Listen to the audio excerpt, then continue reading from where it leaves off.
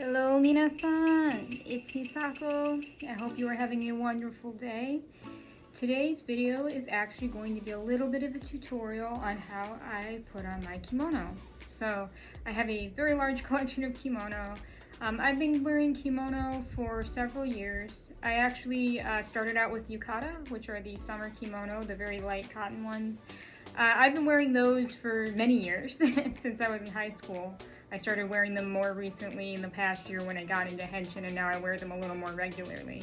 But I actually started learning how to do more formal style kimono in about December of 2023. So I've been working on it over the course of a year. So my kitsuke, or my styling, maybe isn't always 100% on point. I still need some work, I still need some practice, but I've learned a lot in the process of learning how to put on kimono for both Henshin and outside of Henshin as well. So this tutorial is a little lengthy since kimono is a process. It's a little bit of time to put on. It's not a quick and easy garment to put on.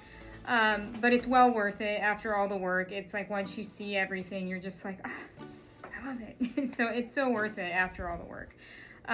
The video I'm going to be going over is going to be about this particular kimono that I'm wearing here. This is a tomesore style with the sleeves being shorter as opposed to the furisore, which would be the much longer sleeves.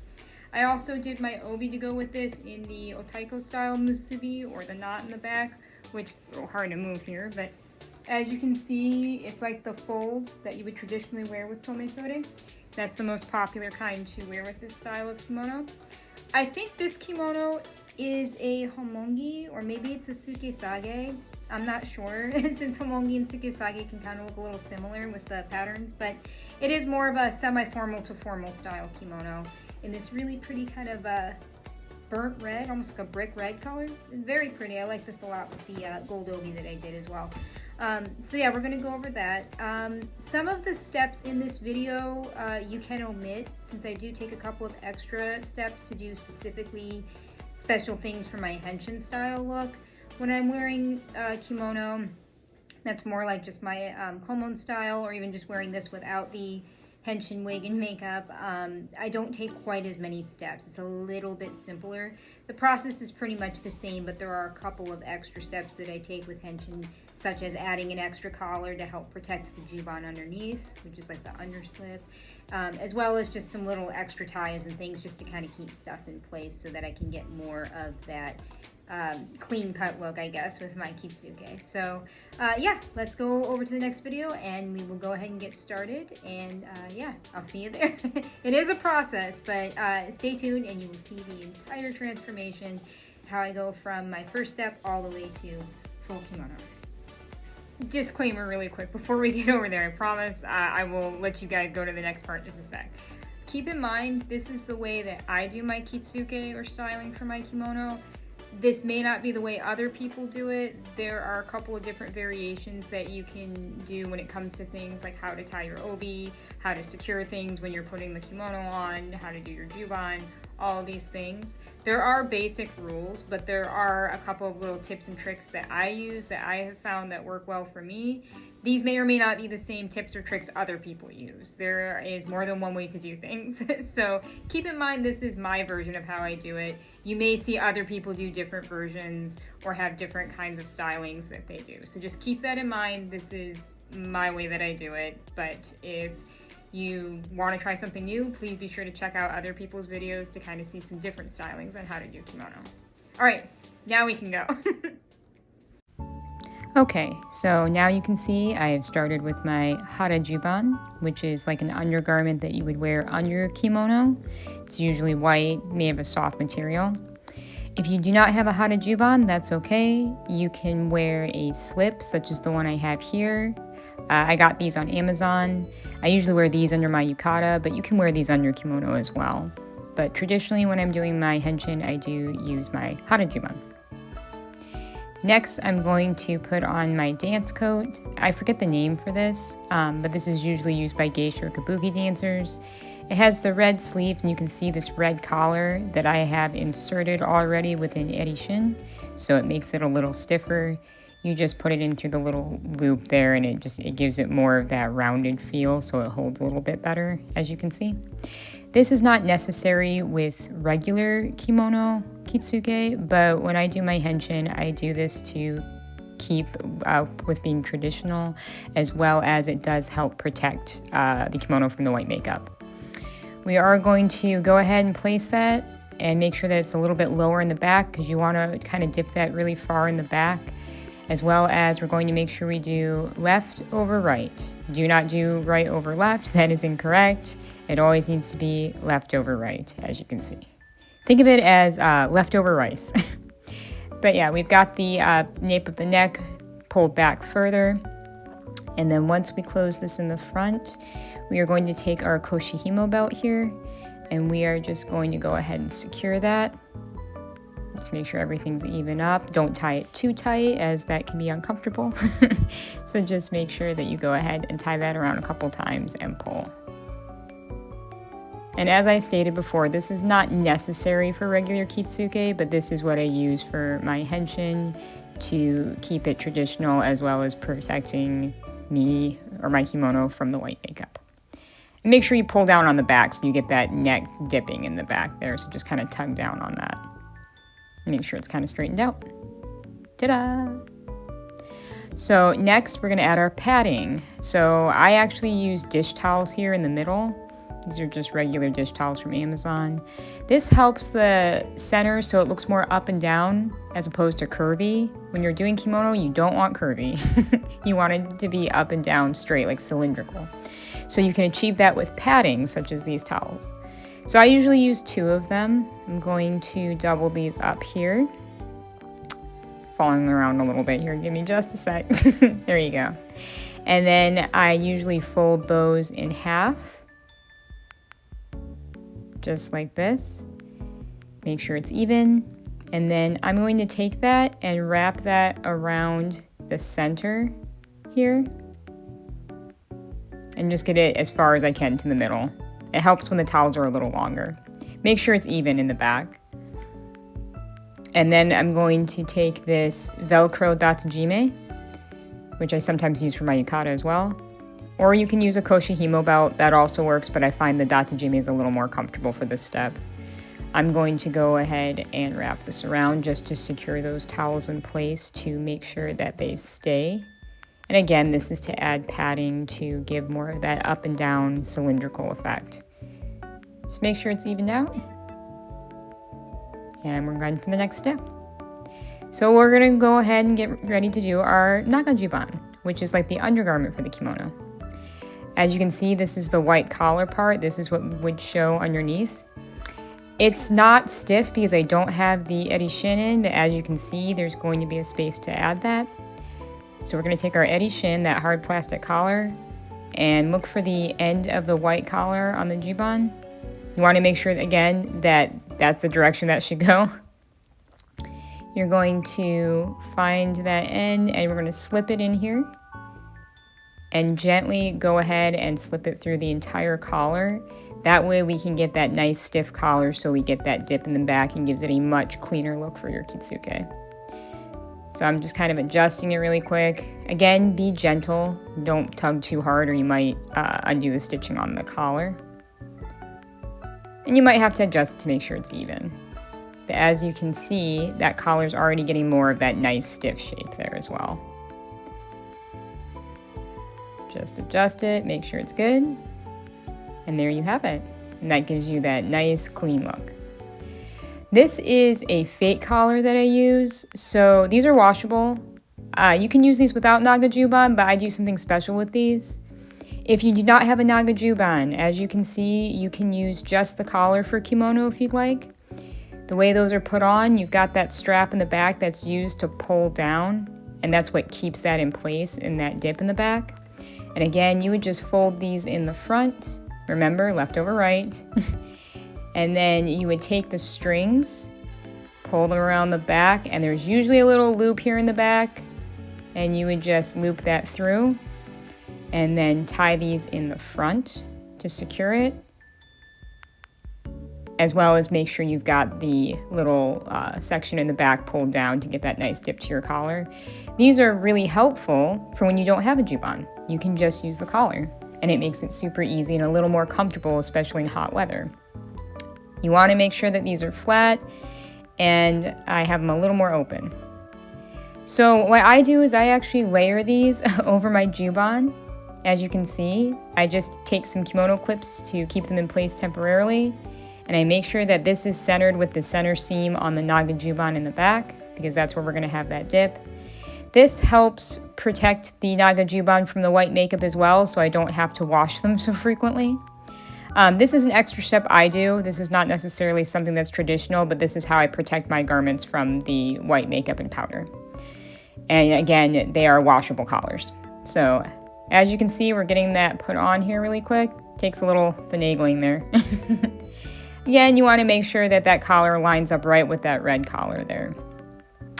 I actually use barrettes to hold this in place, of all things. These are just cheap little bendable barrettes from the store. I use that to hold the collar in place underneath the kimono. So that's a little hack that I like to do so that they stay in place. So we're just making sure that we have everything evened up, and then we're going to go ahead and, again, left over right, as you can see. And again, make sure we have this pulled down in the back. And we're going to use our koshihimo belt to go ahead and secure this. Don't worry about the little white strings on this yet.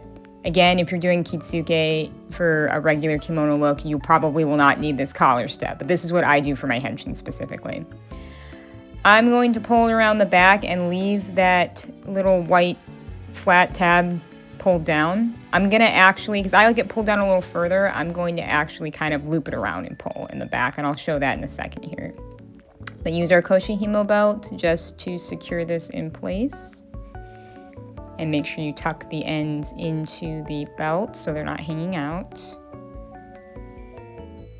And then I'm going to take this little white part, pull it down, and make sure I've got it at the angle I want. And I actually take it and kind of use my finger to kind of pull up into the koshihimo belt. And then I take that and I pull this down through the koshihimo belt. And that way, I feel like that holds it in place a bit better than just using the loops on it, for me personally. Adjust our collar. And kind of use your fingers to sort of smooth out the back here a little bit. I just do the best I can. This naga jubon probably is a little big on me, but I just do the best I can with it.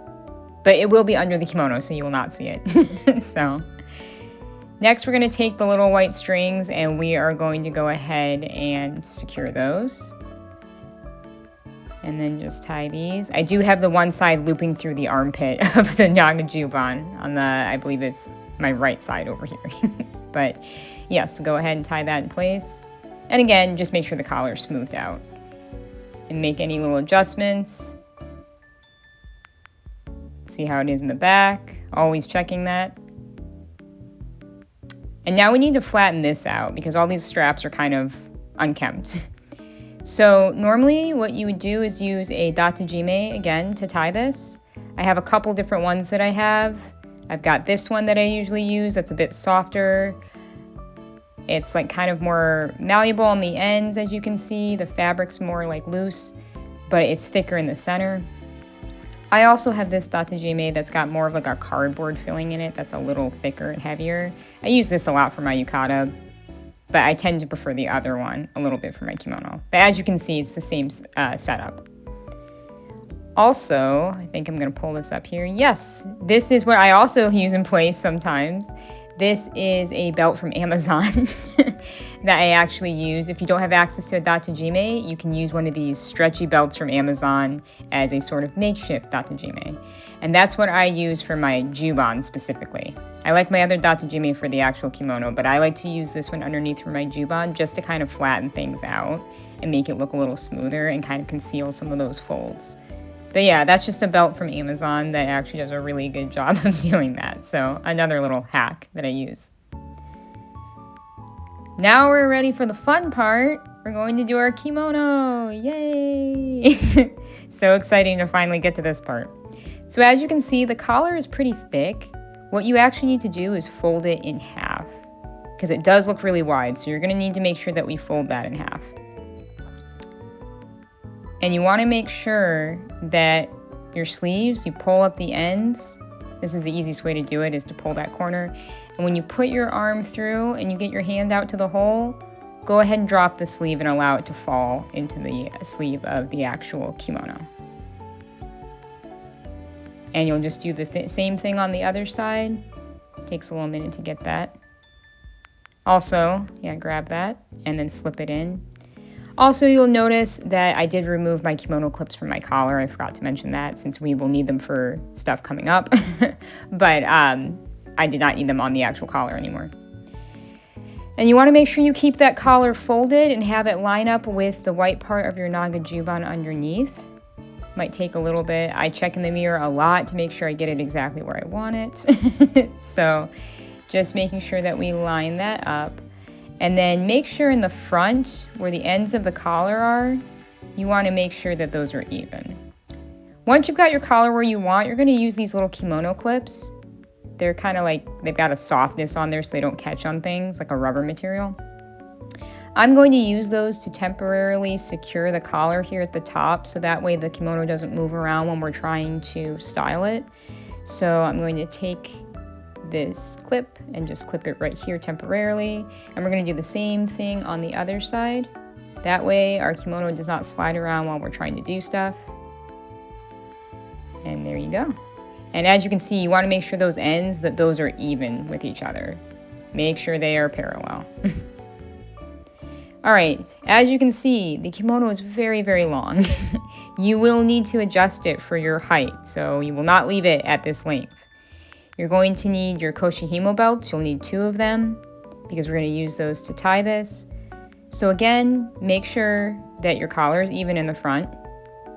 And then I like to kind of pull up like this, as you can see, and you'll see these 2 little seams on the left and right. Make sure you're in the center of those seams. And kind of drop it so it should be right about at your ankles. You might do it a little higher, a little lower, but... And remember, left over right. Do not do that. It's not the right way to do that. A good way to remember is that you can see is the pattern is not on that first part, whereas the pattern is the part that should show on the outside. So that kind of helps with a little bit of figuring out which side goes under. So we're going to make sure we kind of tuck that. Use your elbow to kind of hold it in place, sort of. And then come around the other side and wrap it. And again, kind of try to hold things in place a little bit. Make sure you kind of pull the fabric up because you're going to have a lot of folded fabric there, but we are going to fix that in the next step. Take your koshihimo belt and you're going to unfurl that as I so fancily did. Not a word. Anyway, we're going to go ahead and tie this around the center. Same way we've been doing that for our nagajuban and hanajuban as well. Take this in the middle and gently make sure you go around. And it's a little hard to see. It's got a lot of fabric in the sleeve, so this might take a minute. But go ahead and pull. And then once you've got that as tight as you'd like, go ahead and tie this in the front. And again, make sure that you take those ends and you tuck them into the rest of the koshihimo, just to make sure that those are out of the way. And now we can do the next step. So now we have all this fabric here. As you can see, we need to kind of like fold that and smooth that out.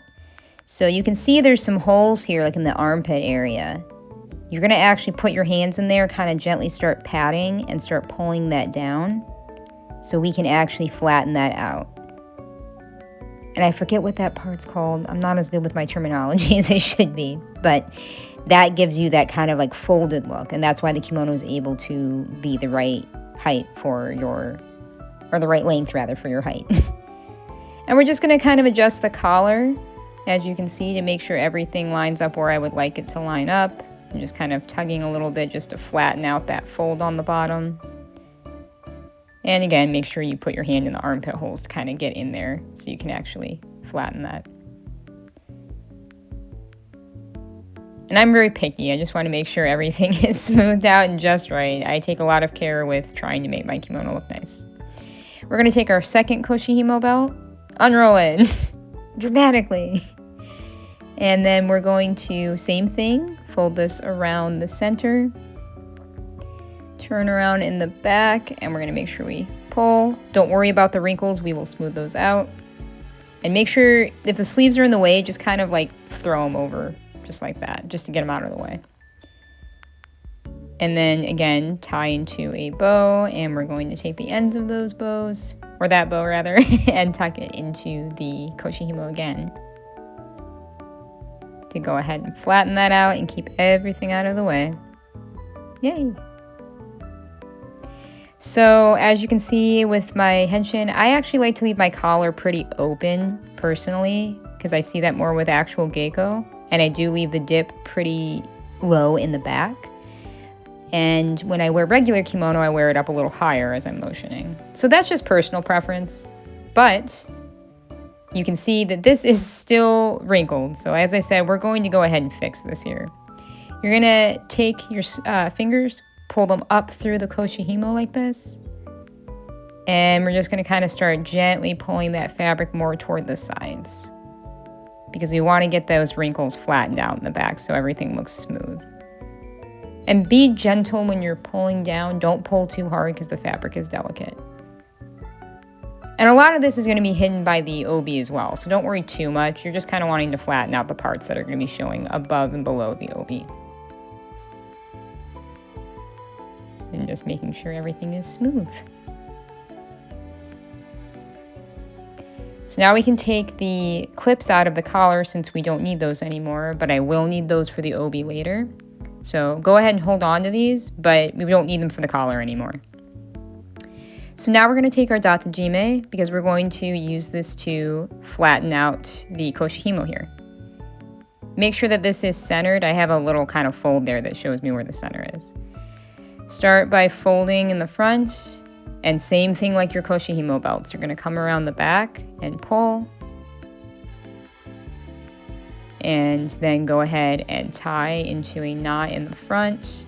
As tight as you'd like. I do tend to tie mine a bit tighter, but that's just personal preference. And then I take the ends and just kind of tuck them into the top here.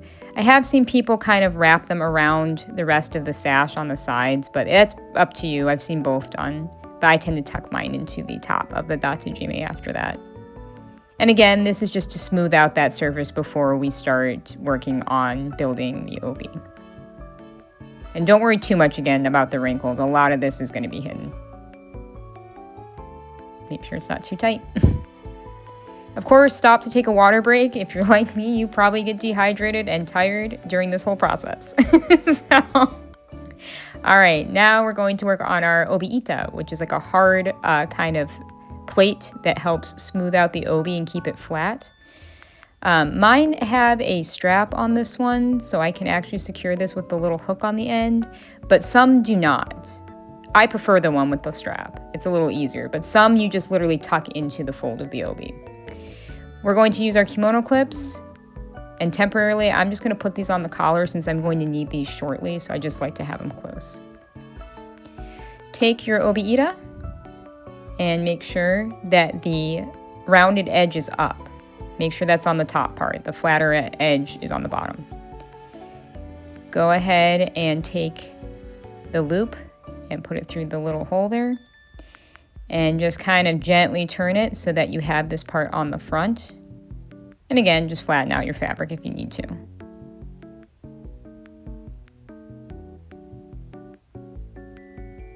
Yay, we are tired, but ta-da. Okay, so we can finally start working on the obi here. So take your obi clips that I just pointed to. You will need those. You're also going to need a koshihimo belt. And we will need our obi-jime. I can't decide which one I want to do here, purple or white. I wasn't sure. We'll decide later, but you will need one of these. And then you will also need your obi makura or obi pillow. As you can see, it's tucked in here. It's like a little pillow with these straps. And I have that tucked in That's going to hold the obi up, by the way. I have that tucked in here.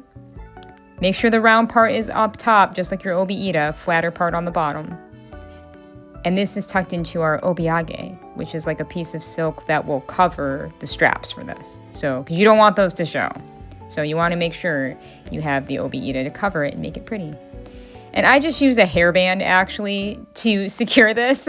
I have a lot of weird hacks I do, but that is how I keep that in place so it doesn't slip while I'm trying to put it on. So that is one thing I like to do.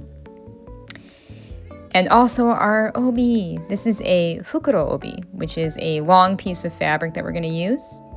And as you can see, this obi is very long. There's a lot of fabric. And we're just going to keep unraveling it so I can show you just how long this obi is. And it's very long. It's like a mile long. But very, very pretty. Finally, we made it to the end. So much fabric.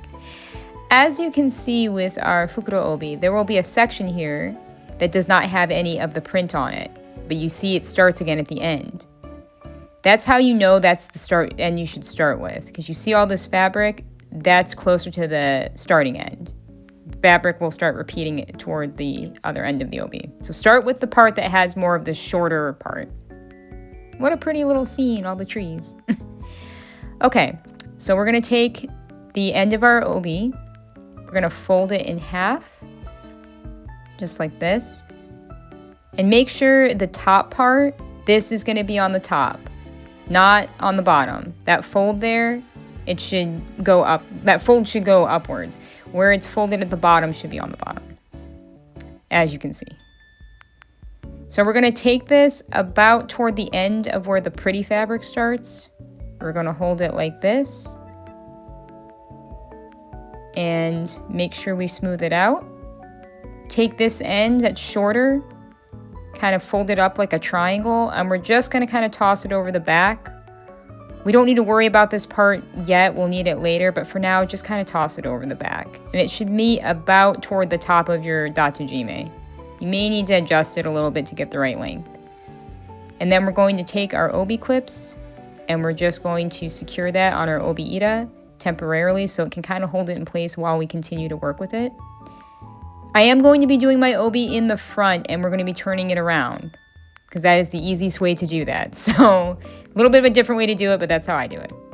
But anyway, as you can see, we are going to go ahead and start wrapping.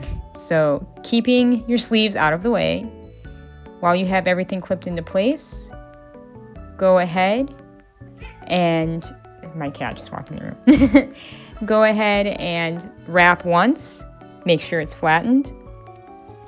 And then once you get to the front, go ahead and make sure you take one of your obi clips here. Keep the one that's closest to the little flap, but this one over here, go ahead and take that one and clip it at the bottom here to make sure that everything is secured temporarily since we don't want this to come undone yet. And that'll hold it in place. Yes, I know, we're almost done. Sort of. Anyway, while that's held in place, go ahead and we're going to do our second wrap. So same thing as before, just make sure everything is flattened. And check in the mirror to make sure you've got everything where you want it. And don't worry if that falls down, just flap it back out of the way. It's not a problem. And then come around to the front here and make sure you grab your clip again. Don't lose your clip. And pull. We want to make sure that's nice and snug. And it is also flat in the back. And we're going to take that second obi clip here and clip it in the center. Make sure you clip all of the fabric underneath there. And now we can let this fall for a minute because we're going to come back to that. So now we're going to take the flap part here, take your other obi clip that you have, just clip it on your collar for a sec, and we're going to take that and kind of gently fold it off to the side here. Just like that, like a triangle. And flatten it a little bit if you need to. And we're going to take that, take your other clip, don't forget about that. And we're going to temporarily clip it in the back here, just to keep it out of the way, but we are going to come back for this later. But this is just to keep it out of the way for now. So now we can start on the rest of this. So we're going to take this and kind of open it up because we're going to start making the actual otaiko. You're going to need your koshihimo belt to do kind of like to tie this temporarily in the back, so this kind of holds it in place. You can choose to do this step or not, it's up to you, but you can hold this temporarily in place while you're working with it, but sometimes I do skip this step because sometimes it's kind of a pain and it makes my arms hurt. So instead, we're going to skip that part. I'm just going to use my obi makura, and we're going to go toward the end of our obi right here.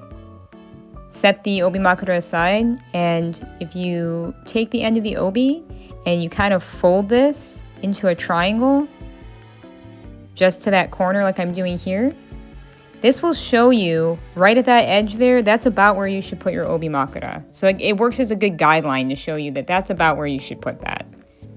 So make your little triangle so you can use it as a guide. Take your obi makura, and again, make sure the rounded side is facing up toward you.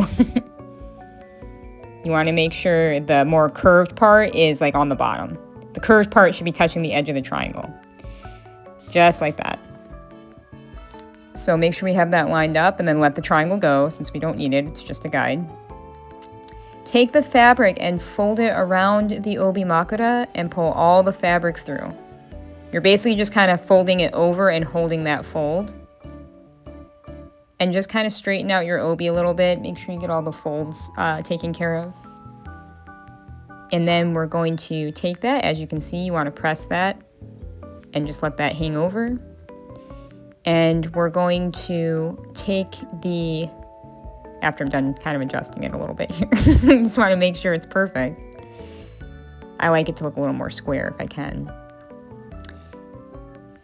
And adjust, and then take the obiage and obi makura strings. We're going to come around the back and we're going to temporarily tie these in place. We are going to redo this later, but this is just to hold everything up and kind of keep it out of the way. It is a little hard to see in the back when you are doing this step, so you might need a little help. It's still taking me some time, but we did get it eventually. It is a little work there, but that will hold this up in place. All right, so next we're gonna start working on doing the other fold here. So we're gonna actually fold this up, kind of up into itself. And as you can see, we're starting to get that otaiko shape with our obi. You're leaving that flap on the bottom. Where did my koshihimo go? Okay, yes, we will need our temporary koshihimo belt. So we're going to take that where you have this folded toward the bottom here where my hands are. You're going to pull that in just like this and even it out a little bit. And then we're going to take it and temporarily we're going to tie it around the back to hold that fold in place until we're ready to do the next step. We will not need to keep this koshihimo belt on for the entire or the finishing of the kitsuke. This is just to hold the obi in place while we're doing this. And again, this might take a little practice. It is a little hard to see in the back and your sleeves may get in the way. So please excuse me while I struggle. By this point, I am getting very tired and my arms hurt. Oh, all part of getting old, I suppose. But yeah, you may need a little help from a friend if you're struggling a little bit. Make sure you try not to get your obiage tied in with the koshihimo belt here because you don't want to get them tangled up. But yeah, once you've got it, just tie it in place. Finally. Jeez. All right. So just smooth that out a little bit.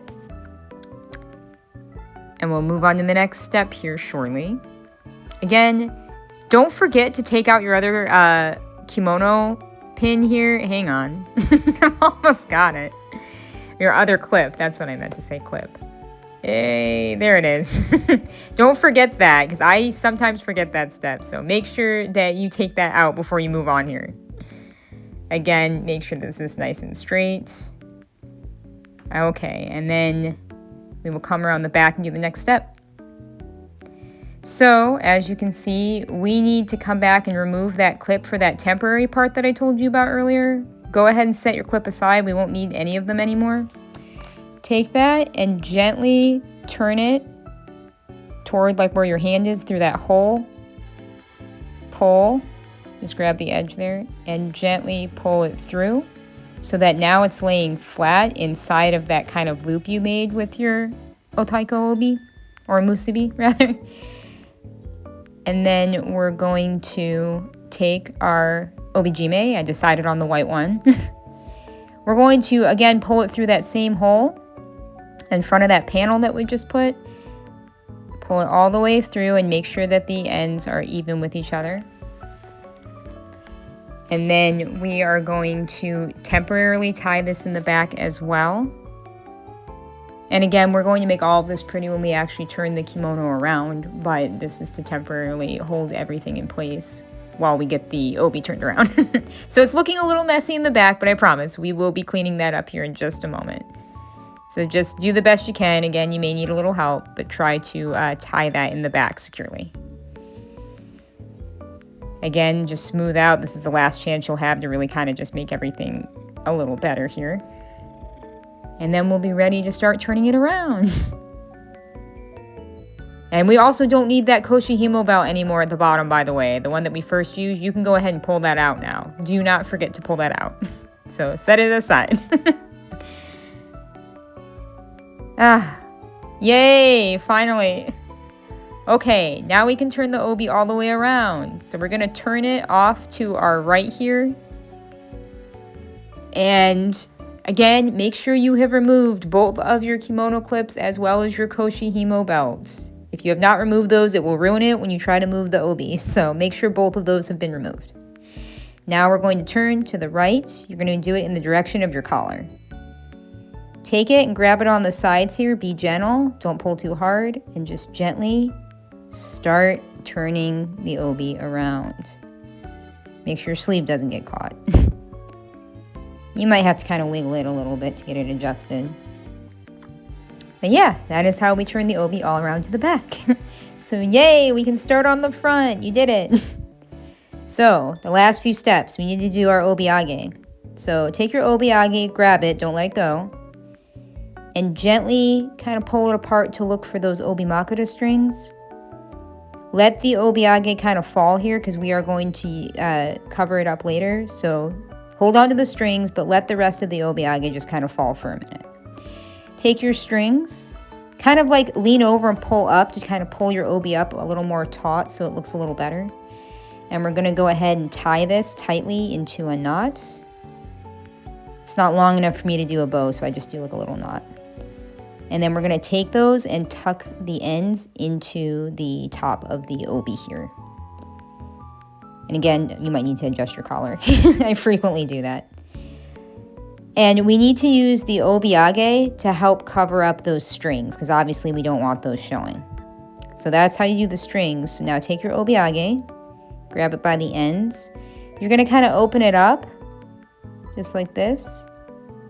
And you're going to kind of fold it in half on one side in the center and then half on the other side. So it makes it more of like a thinner kind of band. And make sure you've gotten all the wrinkles out. And then I just kind of temporarily tuck it in here for a second because we are going to tie this, but just to make sure I don't lose the fold that I just made. And we're going to come around on the other side and do the same thing. We are going to fold down the middle and then fold again in the center to make sure all of the fabric is a nice, smooth, even band. This obiage has shibori on it, so it's kind of like that stretchy tie-dye, which I like working with shibori obiage better. But anyway, we're going to take that and we're going to tie this. I don't always do this the best way, but I tie it once and then I gently do like a knot. Probably not the best way to do this, but don't tie it tight. You don't need to tie it tight. And we're going to take the rest of the fabric and again tuck it into the obi since we don't want those showing. But this is just to cover up the obimakura strings. You do not need to pull this tight. Do not, because you may ruin the fabric. Gentle knot. And I just kind of push the rest of the knot down into the center of the obi so that everything's kind of just peeking up over the top. Just like that. Now we can start doing the obijime. So this is like our last step. So we're going to go ahead and undo the knot, but do not let go. Hold on to the strings. Do not let go because it'll undo part of the obi there. Make sure that this one is flat since it is not a rounded obijime, and check to make sure that the strings are even with each other. And the knot's a little hard, but I'm just going to show you the best I can here. So go ahead and pull it once. Get it kind of tight because you don't want it to slip. And make sure it is level in the back, like everything's in the middle there. And like I said, this knot's a little challenging, but I'll do my best to show you. It's kind of hard to explain, but you're going to take this side and we're going to pull the loop sort of up, just like that.